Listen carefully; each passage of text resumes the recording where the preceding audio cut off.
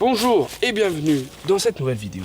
Aujourd'hui, comme le titre l'indique, on va parler de stabilisation. Et plus particulièrement la stabilisation liée au gimbal. On verra évidemment d'autres stabilisations encore vidéo. Mais voilà, on va se pencher vraiment là-dessus. Et je vais essayer de vous partager des tricks qu'on a eu au fur et à mesure du temps avec MGF. Et qui sont, je trouve, pour ma part, très peu connus sur YouTube. Attaquons directement par le sujet, hein, vous allez comprendre. Petit instant promo, MGF, qu'est-ce que c'est? C'est une entreprise que j'ai créée avec deux de mes potes, donc Cyprien et Gabriel, leurs Insta sont en description. Et le site internet de l'entreprise est en description, n'hésitez pas à aller jeter un coup d'œil, histoire de nous donner votre avis. Let's go! Putain, une prise! Le gimbal. Le gimbal, on a eu énormément. Alors on est d'un vieux de la vieille, hein. On a encore du Ronin SC, mais même sur plusieurs prestats, on a eu l'occasion de louer du matériel plus récent, moins obsolète, genre un Ronin RS3 Pro qu'on avait pris avec une Blackmagic 6K Pro. Et des gros objectifs, c'était vraiment cool. Mais on a toujours eu ce problème, on a vraiment du mal à stabiliser l'image avec le Ronin de base sans tous les atouts qu'il a là. Du coup, on a essayé avec une autre poignée en se disant qu'on va améliorer la stabilité. Donc en gros, c'est une poignée qui est déportée à l'arrière et comme ça, l'opérateur peut le prendre à deux mains. Déjà, ça nous enlève la mise au point du cadreur, c'est-à-dire qu'il n'aura plus accès à cette bague, étant donné que les deux mains sont prises. Du coup, il ne peut plus faire le point. Donc déjà, ça nous enlève ça. En plus, nous, et pourquoi on galérait beaucoup à stabiliser, c'était parce qu'on avait un moniteur externe qui permet d'enregistrer avec un meilleur encodage que la caméra déjà ici présente. Et du coup, ça nous fait de plus en plus de poids. Donc l'opérateur, il a mal, au bout de la journée, il n'en peut plus, et c'est pas forcément un mouvement naturel. Donc c'est à ce moment-là qu'on se dit qu'on va chercher des solutions sur internet.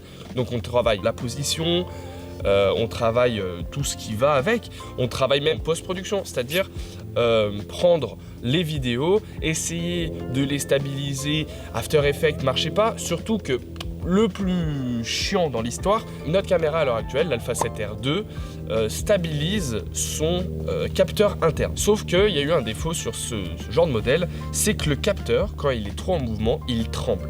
Ce qui enlève tous les repères pour un logiciel qui devrait stabiliser l'image, ce qui perd entièrement cette stabilisation-là et ça la rend vraiment ignoble. Donc nous on a ce problème-là et en plus de ça, il aurait fallu un gyroscope si on voulait vraiment partir dans ce délire de stabiliser entièrement la vidéo en post-production. Et le gyroscope ça vaut presque 1000 balles, un bon gyroscope à caler sur une cam parce que la Note n'est pas équipée d'un gyroscope comme peut l'être une BCCP 6K. Et à force de chercher avec du coup Gabriel, le cadreur de la société, on s'est dit qu'on pourrait essayer ceci. Ceci, qu'est-ce que c'est? Donc c'est une double poignée comme ça qu'on prend qu'au masse là. L'opérateur est comme ça. Ça peut vraiment lui permettre d'avoir du coup des appuis au sol, des appuis corrects sur son corps. Donc il est bien, il est en position de stabilisation par rapport à un truc qui serait comme ça là, où Gabriel il a beau se mettre comme ça, vous voyez que l'entièreté du corps est fermée. Alors que là tout de suite on a un meilleur positionnement du corps.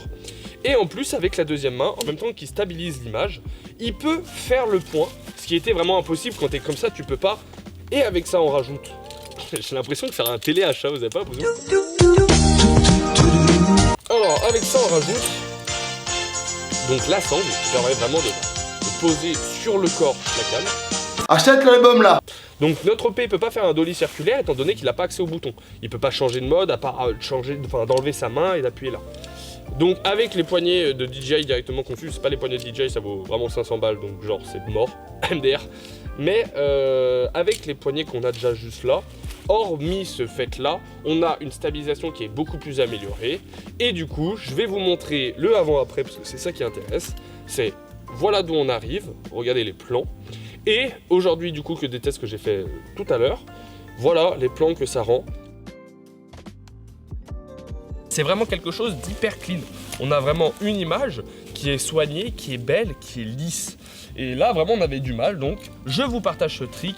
Avoir ce délire de deux poignées permet vraiment de maintenir correctement la caméra. Et je trouve ça beaucoup mieux. Le deuxième point, je vous en ai parlé juste avant, c'est la stabilisation entière en post-production. Alors, ça a l'air farfelu comme ça, mais des Américains le montrent très très bien. Juste avec votre boîtier à la main comme ça, vous pouvez entièrement faire une vidéo parfaitement lisse.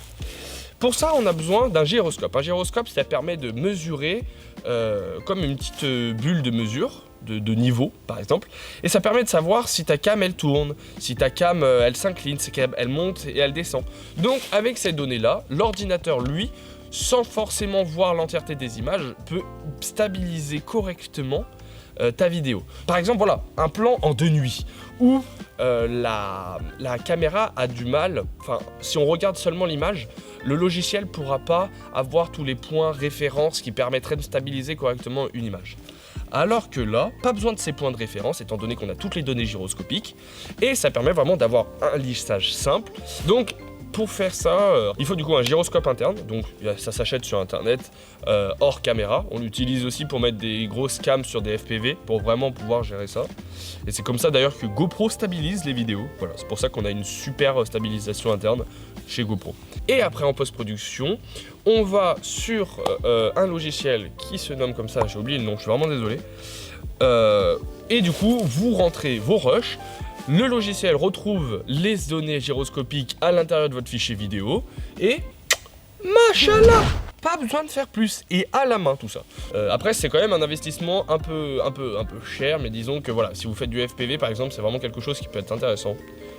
Je ramène tout à FPV, c'est une dinguerie, hein, c'est une dinguerie.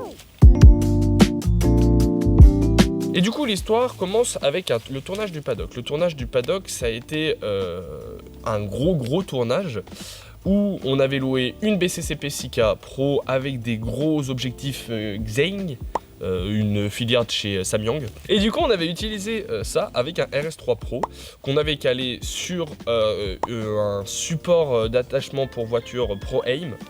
Et en gros, on faisait des tours de circuit en essayant de filmer les voitures.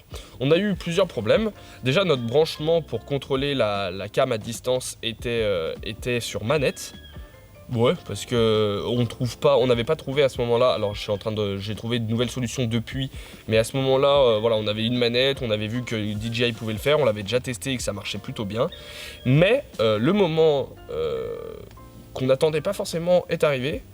C'est-à-dire que dans les virages, la nacelle était portée sur le côté et du coup lâchait totalement, tous les moteurs étant en surchauffe. Est-ce que c'était le poids de la cam? Est-ce que c'était, voilà, on a un défaut dans la nacelle? Est-ce que c'était le poids des objectifs, ce qui est possible aussi? Du coup on s'est dit putain c'est chiant parce que disons que normalement un RS3 Pro ça prend un peu tout ce qu'il veut. Et du coup on a dû peut-être s'orienter sur, là pour l'instant on cherche encore une solution pour retourner à l'occasion. On a pu quand même sortir des plans, mais sur du plat, c'est-à-dire le moindre virage, la cam volait sur le côté, on perdait totalement la stabilisation et le cadrage totalement. Donc voilà, si vous avez des idées de comment résoudre ce problème-là, je suis vraiment prenant en commentaire, n'hésitez pas. Parce que nous, voilà, on avait essayé de regarder un petit peu plus. On avait peut-être trouvé que le Ronin M aurait pu peut-être supporter le poids peut-être un peu plus énervé. Ça me saoule. Sinon, peut-être une grue. Ça éviterait peut-être ces gros ballonnements. Après, est-ce que c'est vraiment performant? Si la stabilisation gimbal ne fonctionne pas de ouf. C'est ainsi que se termine cette petite vidéo. J'espère qu'elle vous a plu. En attendant, n'hésitez pas à dire ce que vous en pensez en commentaire, laisser un petit pouce bleu, vous abonner. Vous êtes déjà parti. Voilà, je le sais.